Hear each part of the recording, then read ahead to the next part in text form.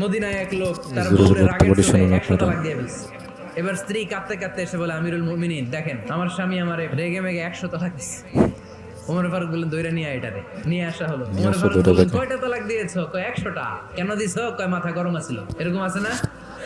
তালাক দেওয়ার সময় সব তালাক, তুই তালাক, তোর মা তালাক, তোর বোন তালাক, সব তালাক। তালাক দিবে ওয়াইফ রে, দিতেছে সবাই রে। তোমার ফারুক বললেন দিবে 3টা, 100টা দিলা কেন? কয় দাঁড়া, তালাক হচ্ছে আল্লাহর দেয়া বিধানের একটা নিদর্শন, এটা নিয়ে তুই খামখেয়ালি করলি।